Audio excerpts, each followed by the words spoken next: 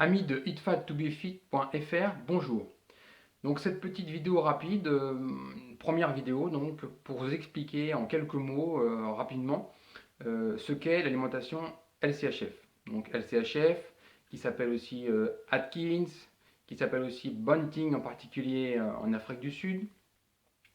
Donc c'est grosso modo une variante aussi de ce qui pourrait s'appeler paléo, même si c'est pas exact, parce que dans l'alimentation paléo, on considère encore des sucres comme le sucre de coco, le miel, qui ont une source de glucides importante, acceptable, alors que finalement dans l'alimentation low carb high fat, ça ne l'est plus. Donc pour faire simple, le LCHF, donc low carb high fat, pour riche en lipides et pauvre en glucides, c'est une alimentation où on essaye de réduire au maximum sa consommation de glucides pour utiliser au maximum une source d'énergie qui provient des lipides. Donc vous savez qu'il y a trois macronutriments principaux, donc qui sont les protéines, les éléments constituants du corps, donc le squelette, les muscles, et puis ensuite vous avez les lipides, donc le gras, et les glucides, en gros le sucre. Bon. 50% de notre alimentation moderne est composée de glucides, et ça c'est une erreur importante, puisque dans les années 60, on a essayé de faire réduire la consommation de gras aux gens, et finalement en mangeant moins gras, ils ont mangé plus sucré. Et on se retrouve à avoir les problèmes métaboliques actuels, obésité, diabète, etc. Bon. Donc vraiment pour une première vidéo, je vais essayer de faire simple et rapide.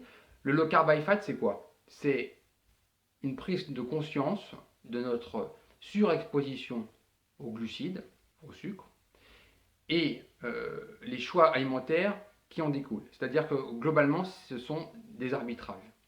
Les glucides, on les trouve principalement dans notre alimentation, dans le pain, que nous consommons tous les jours, quasiment à tous les repas, dans les pommes de terre, dans le riz, dans les pâtes, et puis bien sûr dans tout ce qui a un goût sucré. Donc les gâteaux, les fruits, les jus de fruits, les boissons sucrées, tout ce qui a un goût sucré, ce sont des éléments qu'il faut réduire au minimum, voire bannir dans certains cas quand on souhaite utiliser le low carb high fat, donc le LCHF, dans ce qu'on appelle une diète cétogène, l'alimentation cétogène. Et alors là, on rentre dans la version la plus extrême du low carb high fat, du LCHF, qui a principalement des vertus thérapeutiques. Donc on peut utiliser un régime cétogène aussi bien pour une perte de poids, ce que j'ai fait dans mon cas jusqu'à 28 kg, mais il y a des gens qui ont perdu encore beaucoup plus, des 50, 60, 70, 90 kg, 100 kg sur plusieurs années, uniquement en faisant des réglages alimentaires, donc en évitant du coup une chirurgie par exemple.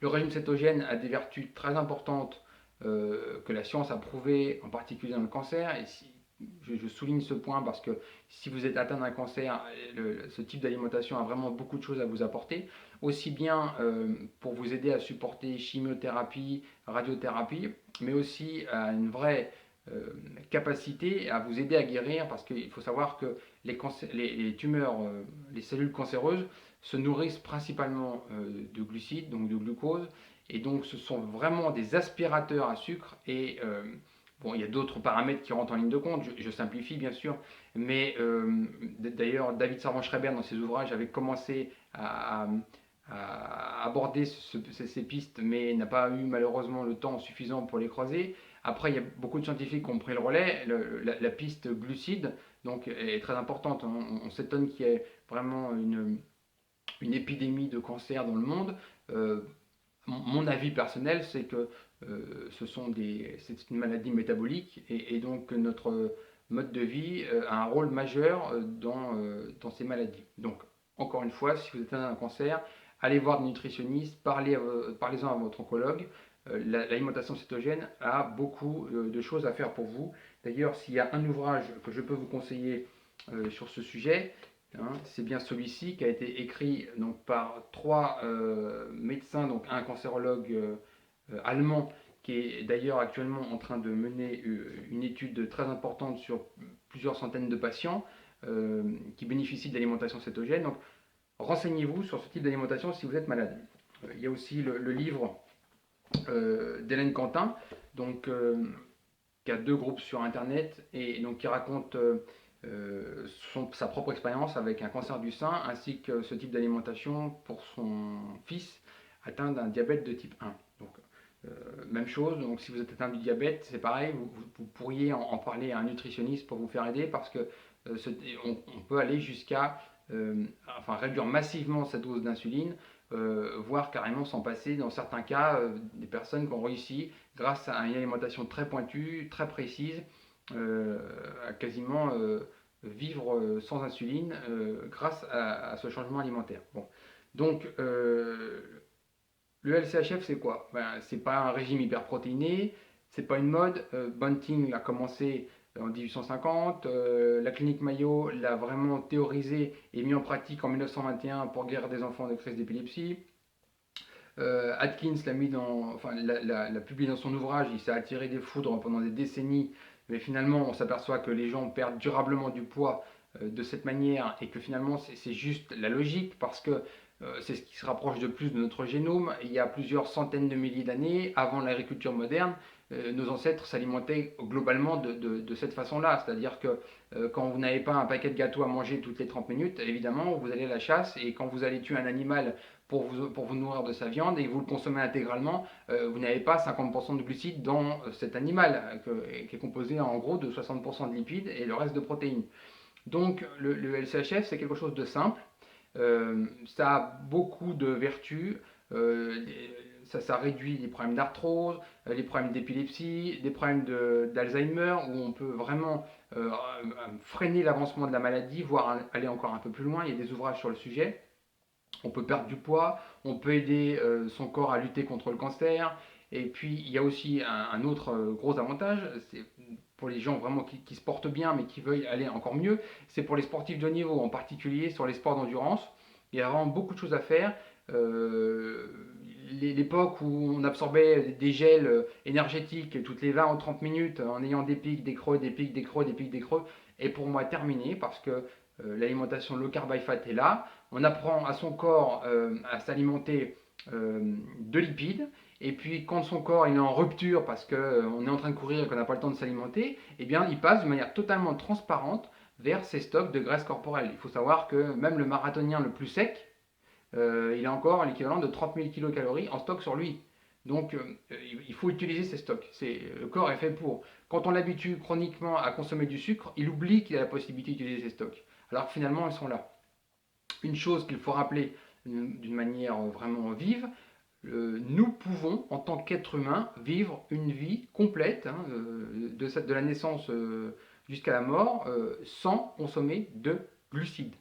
Le corps humain est fait pour métaboliser les nutriments qu'on va lui mettre à sa disposition, donc aussi bien les lipides que les protéines. Il faut savoir par exemple qu'il y a un terme un peu barbare qui s'appelle néoglucogénèse, où le corps est capable d'utiliser les protéines et de fabriquer lui-même les glucides dont il a besoin sans en avoir besoin, sans avoir à utiliser ou à réclamer des glucides extérieurs. Donc le corps sait fabriquer lui-même ces glucides.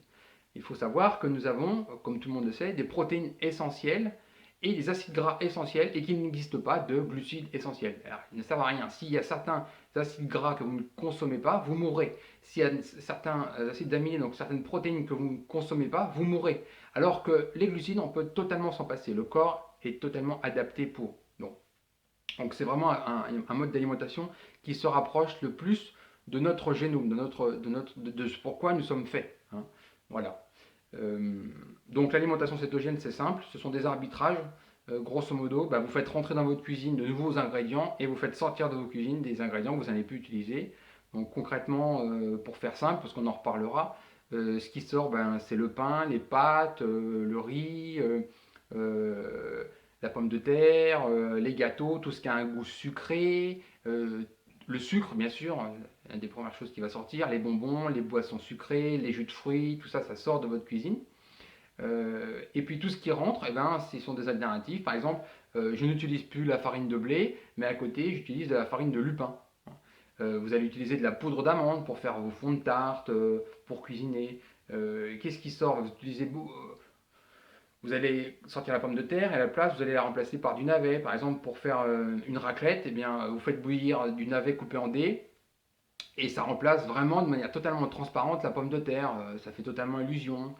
En fait, ce sont quelques petits arbitrages comme ça qui vont vraiment véritablement vous faire changer de vie Et donc, si vous avez des problèmes de poids, vous faire perdre du poids. Si vous n'avez pas de problème de poids, bah, simplement stabiliser votre glycémie, hein. Tout le monde a des pics, des creux de glycémie. Vous voyez, vous partez au travail le matin, vous avez le petit déjeuner, à 11 heures vous avez un creux, alors vous allez prendre une petite barre avec un petit café, finalement ça va vous creuser encore un petit peu plus, vous allez encore plus manger le midi. Bon, l'après-midi vous n'allez pas être très bien, vous allez somnoler. Eh bien, l'alimentation low carb high fat, vraiment, vous pouvez aller voir les témoignages sur le site, c'est vraiment quelque chose qui gomme tout ça et qui offre une qualité de vie absolument incomparable. On peut aussi parler du terrain inflammatoire chronique où les gens tombent malades. Je sais par exemple, moi ça fait 2 ans que j'ai pas eu de rhume. Bon, alors que tous les ans j'avais 1 ou 2 rhumes, c'était chronique. Il y a un terrain inflammatoire, des problèmes d'arthrose aussi que j'ai réussi à effacer. Donc c'est vraiment un véritable confort qui finalement demande peu de sacrifices et quelques arbitrages, donc quelques connaissances, hein, des ouvrages à lire, mais c'est pas une véritable révolution qui va vous faire manger des pilules et puis des poudres d'insectes en remplacement de votre alimentation traditionnelle. Voilà, donc j'espère avoir fait le tour d'une première approche de l'alimentation cétogène LCHF, donc, si ce type de vidéo donc, vous intéresse et qu'elle rencontre un certain succès, ben, j'ai beaucoup de sujets à traiter par la suite. Voilà. Merci beaucoup et je vous dis à très bientôt. Au revoir.